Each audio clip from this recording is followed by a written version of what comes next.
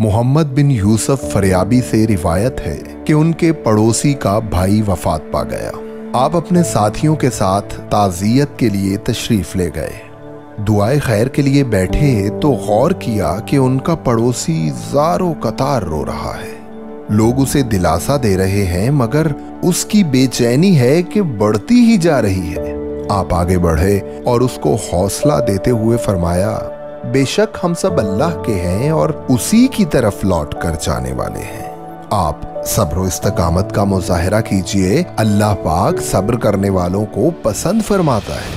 वो शख्स बोला, बेशक मौत बरहक है, बेशक हर नफ्स ने मौत का मजा चखना है, मगर मैं तो उस अजाब पर रो रहा हूं जो सुबह शाम मेरे भाई को जला रहा है। मोहम्मद बिन यूसुफ फरियाबी बहुत हैरान हुए। बोले, ऐ मेरे दोस्त, तुझे कब से गायब का इल्म हो गया कि तू अपने भाई की सजा तक को जानता है?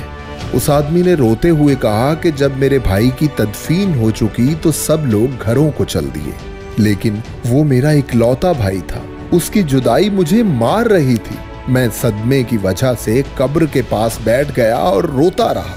अचानक मुझे चीखों की आवाजें आना शुरू हो गई। मैंने गौर किया तो वो आवाजें मेरे भाई की कब्र में से आ रही थी। वो जोर जोर से चीख रहा था, मुझे यहाँ पर अकेला छोड़ गए, मैं अजाब में गिरफ्तार हो गया। मैं तो 5 वक्त नमाज पढ़ता था, सारे रोजे रखता था, हर वक्त अल्लाह की इबादत में मशगूल रहता था, लेकिन मैं जलने वालों में से हुआ। मैं उनमें से हुआ जिन पर अल्लाह का अजाब होता है। पड़ोसी ने कहा, मैं अपने भाई की चीखें सुनकर बहुत परेशान हुआ। मुझे और कुछ न सूझा तो मैं बेबसी से कब्र को खोदना शुरू हो गया।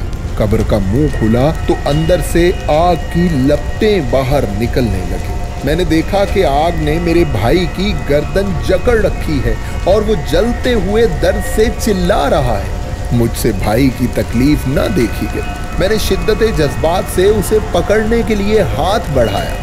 आग इस कदर शदीद थी कि मेरा हाथ मेरे भाई तक पहुंचने से पहले ही जल गया।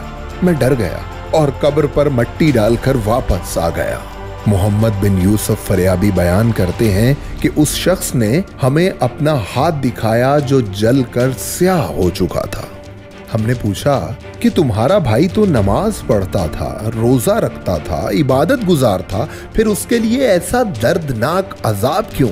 पड़ोसी फूट फूट कर रोते हुए कहने लगा, मेरा भाई नेक और इबादत गुजार था, लेकिन वो अपनी दौलत में से ज़कात नहीं देता था, इसीलिए खुदा की पकड़ में आ गया और कब्र के अजाब में मुब्तला हो गया।